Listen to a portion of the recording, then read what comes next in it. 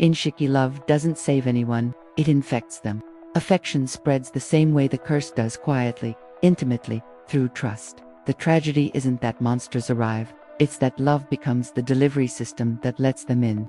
This is a romance where caring about someone is the first symptom. Sotoba does not think of itself as isolated.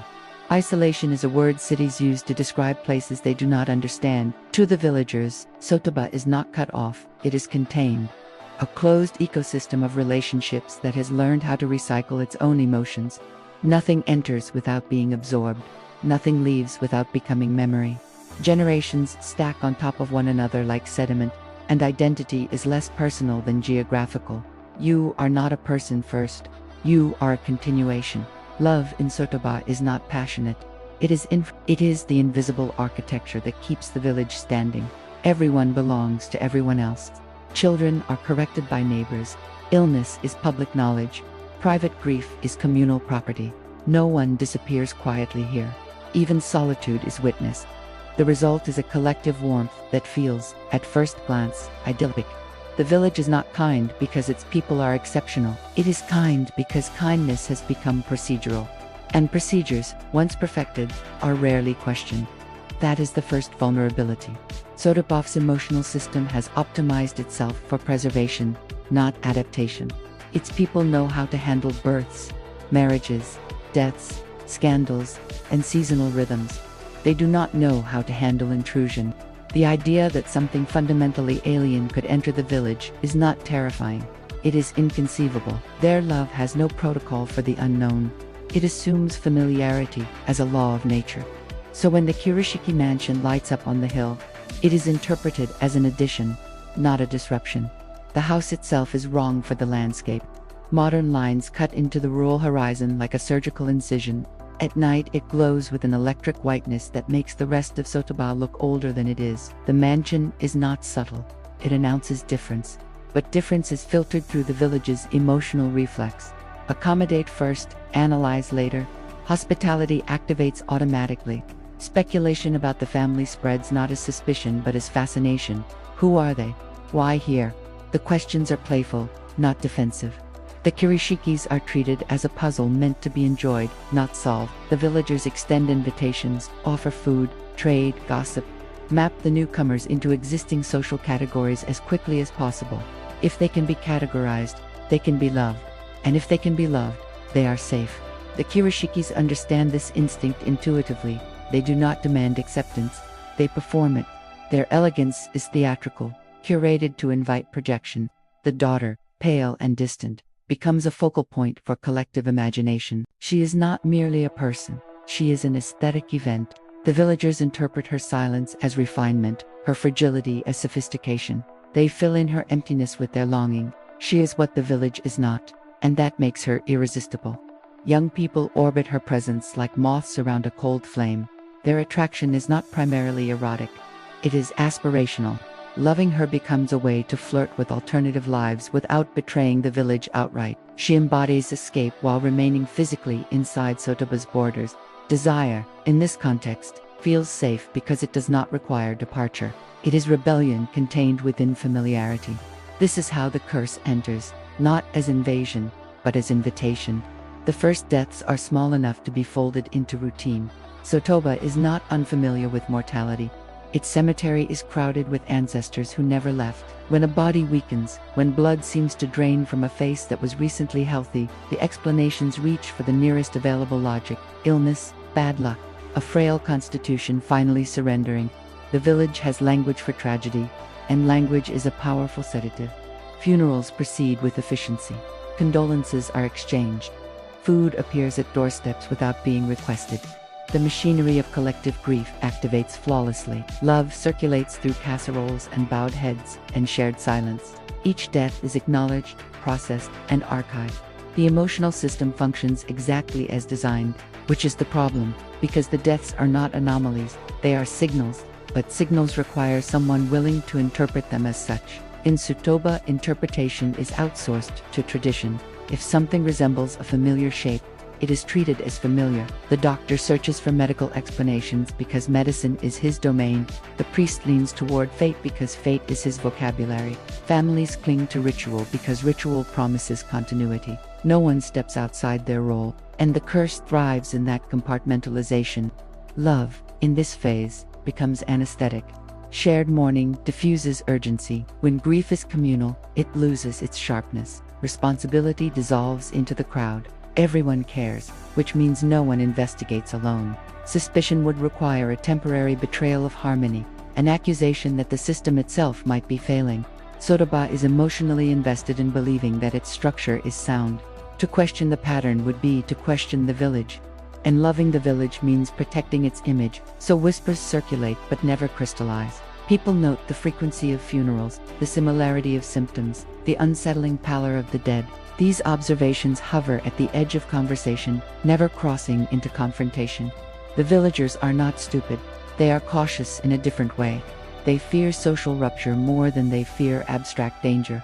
The Kirishiki mansion remains a source of fascination throughout this escalation. If anything, the deaths intensify the allure. The outsiders become a distraction from the creeping unease. Visiting the mansion feels like stepping into a parallel sotoba, where decay does not apply. Its lights remain bright. Its residents remain immaculate. The contrast is comforting. They look untouched. And people gravitate toward what appears immune. Young villagers continue to approach the Kirishiki daughter with a mixture of awe and tenderness. Conversations with her are one-sided but intoxicating. She listens more than she speaks, creating a vacuum that others rush to fill. In her presence, they narrate their frustrations, their dreams, their quiet resentment of inherited futures. She becomes a confessional booth disguised as a girl. Every confession is an opening. The curse does not need to chase its victims. It waits for them to lean in willingly. Desire performs the labor that violence would otherwise require. To be chosen by her attention feels like elevation. To be invited closer feels like privilege. The emotional economy of Sotoba, built on belonging, is hijacked and redirected toward something that mimics intimacy perfectly. They look untouched, and people gravitate toward what appears immune. Young villagers continue to approach the Kirishiki daughter with a mixture of awe and tenderness. Conversations with her are one-sided but intoxicating.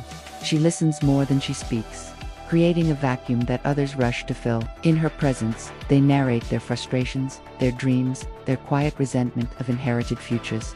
She becomes a confessional booth disguised as a girl. Every confession is an opening. The curse does not need to chase its victims. It waits for them to lean in willingly. Desire performs the labor that violence would otherwise require. To be chosen by her attention feels like elevation. To be invited closer feels like privilege. The emotional economy of Sotoba, built on belonging, is hijacked and redirected towards something that mimics intimacy perfectly. No one wants to label that intimacy as dangerous, because doing so would indict their own longing. As deaths accelerate, the village experiences a subtle cognitive split. On the surface, routines hold. Shops open, children attend school, elders gossip on porches. Beneath that surface, anxiety begins to hum, low and constant. People sleep less deeply. Doors are checked twice. Conversations pause when footsteps approach, but even this fear is domesticated. It is framed as a bad season, a stretch of misfortune, something to be endured collectively until it passes. The villagers double down on togetherness as a defensive reflex. They visit each other more frequently. They sit closer at gatherings. Love intensifies, not as celebration, but as insulation. If they stay connected tightly enough, nothing can slip through. They do not realize it already has.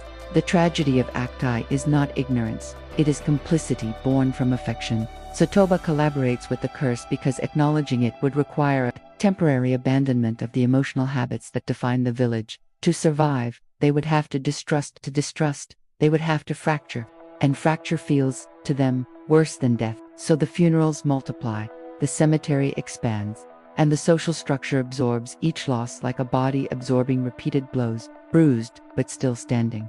The villagers interpret their endurance as proof of resilience. They do not see that endurance, in this context, is indistinguishable from surrender. By the time the pattern becomes undeniable, it is already normalized. Death has been integrated into daily life. Children learn new routes that avoid freshly dug graves. Adults speak of the deceased in past tense with alarming speed. Grief shortens to accommodate frequency. Love adapts to constant subtraction. The curse no longer feels like an event. It feels like weather, and weather is not resisted. It is endured. Act I closes not with revelation, but with a decision made unconsciously by the entire village. Emotional stability will be preserved at any cost. Sotoba chooses the comfort of its familiar bonds over the violence of truth. The Kirishiki mansion continues to glow above them, serene and welcoming. A lighthouse that promises beauty while guiding ships toward rocks. The village does not prepare for war. It prepares another funeral. And in doing so, it signals to the curse that it understands the rules of belonging. It will not expel what integrates smoothly. It will not question what behaves politely. Sotoba has built a culture where love is measured by how much disruption it can tolerate without breaking. The curse does not need to shatter that culture. It only needs to live inside it, and it already does. The pattern becomes impossible to ignore. The deaths are too synchronized, the symptoms too precise, the timing too deliberate. Sotoba's emotional ecosystem begins to experience stress fractures, not because people suddenly become rational, but because reality grows louder than routine. Something has entered the village that cannot be absorbed quietly. It resists ritual. It refuses to behave like misfortune. And the first person forced to confront that resistance is the doctor. His discovery is not dramatic.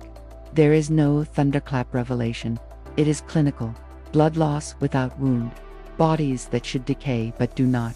Patients who weaken at night and stabilize during the day. The evidence accumulates like a stack of documents no one wants to read. He does not arrive at the word vampire easily. He fights it. He tries every alternative first. When he finally says it out loud, it sounds obscene. Not because it is supernatural, but because it demands emotional treason. To name the curse is to accuse the village of harboring the dead. It is to suggest that neighbors are no longer neighbors, that love has already crossed a boundary without permission. The doctor presents his findings as carefully as he can, wrapping horror in medical language, hoping precision will make it digestible. It doesn't. The room rejects the conclusion before it finishes forming. Recognition does not fail because the evidence is weak. It fails because consensus would require a collective betrayal of memory. Accepting vampirism means reclassifying the infected from family to threat. It demands a linguistic shift, from she is sick to she is dangerous. That shift is not scientific, it is emotional, and the village has spent generations perfecting the opposite reflex. Protect first, question later. Families respond with affection as argument. They're still themselves. They remember us. They just need help. Each statement is both plea and accusation. To agree with the doctor is to agree that care has limits, that love must sometimes end. Sotoba has no cultural framework for that idea. Love, here, has always meant endurance. You do not abandon your own. You adapt to them. You absorb their suffering until it becomes communal property. The curse exploits that ethic perfectly. When the dead return, they do not return as monsters. They return as echoes, soft voices that know the right nicknames, familiar knocks on doors, postures remembered by muscle memory. They do not break into homes. They wait to be invited. The ritual of permission is preserved, which transforms the encounter into a moral test rather than a physical threat. Refusal feels like cruelty. Acceptance feels like grace. The first families who open their doors do so trembling, not from fear, but from hope. They want confirmation that the doctor is wrong. They want their loved ones to still fit inside the category of the living. When the returned sit at kitchen tables and speak gently, that hope metastasizes into conviction. The evidence of their eyes outweighs the evidence of their veins. The curse's genius is not in its hunger. It is in its patience. It reconnects before it consumes. Those early visits are tender. The infected apologize for worrying everyone. They claim confusion, exhaustion, a need for rest. They ask for small favors, a dark room, a moment alone, a sip of blood framed as medicine. Each request is incremental. Each concession feels manageable. Families narrate these interactions to themselves as recovery, not transformation. Love edits perception. It removes the parts that do not fit the desired ending. As these reunions multiply, the village fractures along emotional lines. The believers, those who accept the doctor's diagnosis, become socially radioactive. They are not seen as cautious. They are seen as heartless. Their language is clinical, stripped of tenderness. They speak about containment, eradication, necessary force. To grieving families, this vocabulary sounds like desecration. Denial consolidates into a majority position, not through debate, but through solidarity. Grief votes as a bloc. The infected are still sons, daughters, spouses, childhood friends. Every relationship is a lobbying force. Each household becomes a political unit arguing for the humanity of its own dead. The village council chambers fill with testimonies that sound like love letters disguised as evidence. People list memories as if memories can inoculate against infection. She braided my hair every morning. He carried me home when I was sick. They would never hurt us. These statements are true, and they are irrelevant. But truth, in this moment, is measured by emotional weight, not factual accuracy. The curse inherits moral authority because it wears familiar faces. Violence against it reads as violence against the past. To stake the infected is to stab a scrapbook. Sotoboff hesitates not because it doubts the threat, but because it cannot separate survival from sacrilege. In that hesitation, mercy mutates. Some families begin feeding their infected in secret. They frame it as palliative care, an extension of life under extraordinary circumstances. A cut wrist in the dark, a bowl hidden beneath a bed. Each act is private, intimate, framed as sacrifice. They are giving of themselves, literally, to sustain love. The logic feels sacred. It is also exponential. Every drop of mercy expands the epidemic. The infected grow stronger. Their visits extend beyond their original homes. They begin to cultivate new attachments, new sympathizers. The network of loyalty spreads faster than any quarantine could. The curse no longer needs stealth. It has infrastructure. The horror shifts registers here. It stops being about the unknown and becomes about the unbearable clarity of choice. Everyone understands, at some level, what is happening. Even those in denial feel the tension between what they see and what they insist on seeing. The tragedy is not ignorance. It is devotion, weaponized by circumstance. No one wakes up intending to doom the village.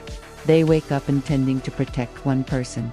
And the cumulative effect of those intentions is catastrophe. The believers respond by hardening. They begin to speak in the language of war because softer language has failed. Barricades appear. Night watches form. Houses suspected of harboring the infected are avoided, then surveilled, then targeted. Each escalation is justified as reluctant necessity. They tell themselves they are amputating to save the body. The metaphor is correct. The execution is personal. Every raid is an argument made with fire. Every stake driven through a chest is accompanied by a name, a memory, a hesitation that lasts half a second too long. The believers do not become monsters. They become specialists in compartmentalization. They learn to separate the person they loved from the body in front of them, to narrate their actions as rescue rather than murder. Sometimes they believe it. Sometimes they don't. The village now operates as two overlapping realities. In one, families whisper lullabies to the undead and call it care. In the other, malicious whisper apologies to their victims and call it justice. Both sides are powered by love. Both sides accuse the other of betrayal. The curse sits at the center, feeding on the energy generated by this civil war of affection. Trust collapses faster than the population. Neighbors spy on neighbors. Invitations dry up. Doors that once stayed open are bolted. Sotoba, the village that defined itself through permeability, becomes a grid of checkpoints. Every interaction carries an implicit question: are you protecting us or protecting them? Love becomes a political stance. Neutrality becomes impossible. The emotional cost of survival finally surfaces in explicit terms. The surviving humans understand the arithmetic with brutal clarity. To stop the curse, they must kill people they love. Not strangers, not abstract threats. Specific faces attached to specific histories. The choice is no longer between life and death in a biological sense. It is between emotional survival and physical survival. If they preserve their hearts, they lose their bodies. If they preserve their bodies, they mutilate their hearts. There is no version of victory that feels clean. Act 2 closes on that recognition. The village does not reach consensus, it reaches exhaustion. Enough people accept the necessity of violence that it becomes policy, not celebrated, not even endorsed with enthusiasm, simply acknowledged as the only remaining lever. Sotoba turns its tools inward. The infrastructure of care that once sustained the community is repurposed for eradication. They map each other with the intimacy of surgeons. They know where to cut, And as the first coordinated strikes begin, as flames climb houses that once hosted weddings and wakes, the village understands the final cruelty of the curse. It has forced them to prove their love by destroying its object. War against the undead becomes indistinguishable from war against memory. Sotoba chooses to live, and in choosing, it accepts that the version of itself that survives will not be the one that existed before. The curse has already taken that village. The fighting is just the formal acknowledgement. By the time Act 3 begins, the village has already crossed its moral event horizon. The debate is over. The arithmetic has been accepted. Survival now has a workflow. The humans do not erupt into chaos. They organize. That organization is the final transformation. Sotoba once coordinated funerals, festivals, harvests. Now it coordinates extermination with the same logistical competence. Meeting points are assigned. Targets are cataloged. Houses are marked. The language is procedural, stripped of metaphor. They speak in schedules and routes, as if bureaucracy can disinfect what they're about to do. The counter-invasion starts at dusk. Torches ignite not as symbols, but as tools. Stakes are passed hand to hand with the intimacy of shared utensils. The villagers move in groups because no one trusts themselves to act alone. Collectivity becomes anesthesia. If enough people swing the blade, the individual arm feels lighter. The visual grammar mirrors every myth of monster hunting. Flames against night, silhouettes advancing, doors kicked open. But the faces in those doorways are not anonymous. Each threshold crossed is a biography entered without permission. The targets are former classmates, caretakers, rivals, lovers. Some of them still cry in voices that map perfectly onto memory. There is no roar of battle. There are apologies. The first houses fall with an awkward, stuttering violence. The infected do not always resist. Many of them are confused, pleading, trying to narrate themselves back into humanity as the mob surrounds them. They use names as shields. They recount shared childhood moments in the seconds before impact, as if memory can stall momentum. Sometimes it does. Hesitation spreads through the crowd like a second infection. Arms freeze mid-swing, eyes search for permission to stop. And in those fractures, another villager steps forward and completes the motion. The violence redistributes itself dynamically. Those who cannot strike become witnesses. Those who can strike become proxies. Responsibility dissolves into the group. No single person kills. The village kills. This diffusion is not accidental. It is a survival adaptation. If guilt were allowed to settle on individual shoulders, the campaign would collapse under psychological weight. By making every act communal, Sotoba creates a moral buffer. Each participant carries a fraction of the blame, small enough to function, large enough to scar. Love survives in the form of trembling hands. You can see it in the way people look away at the moment of contact, in the way they whisper the victim's name after the body falls, as if performing a private funeral inside a public execution. They are not numb. Numbness would be mercy. They feel everything, but they root the feeling around the decision. Emotion becomes background noise to procedure, and procedure does not stop. The infected, cornered and desperate, begin to argue back with a clarity that borders on philosophy. They do not present themselves as demons revealed. They present themselves as a fork in human evolution. They speak about adaptation, about the inevitability of change, about a future where death is negotiable. Some of them are eloquent, some of them are persuasive. They point out that the village is already broken, that the old Sotoba is gone. By the final night, resistance is fragmented. The remaining infected hide in familiar places, attics, basements, childhood rooms, preserved like museums. The villagers flush them out methodically. There are no speeches left. The arguments have burned away, leaving only execution. What remains of love is encoded in efficiency. They try to make it quick. They try not to let anyone suffer longer than required. They have saved the infrastructure and demolished the narrative. No one celebrates. Celebration would require a coherent story in which they are heroes. That story cannot stabilize because the images refuse to align. Each victory is paired with a face they loved. The cognitive dissonance does not resolve. It becomes the new baseline. Sotoba continues to function. Shops open, meals are cooked, chores resume, but every action occurs inside a quiet recognition that something essential has been amputated. It feels contaminated. The final horror of Shiki is not located in the vampire's arrival, or even in the massacre that expels them. It resides in the structural lesson the village internalizes, that the same mechanisms that allow a community to thrive can also accelerate its destruction. Intimacy is revealed as a double-edged system. The bonds that made Sotoba resilient also made it permeable. The violence that saved it borrowed the logic of the threat it erased.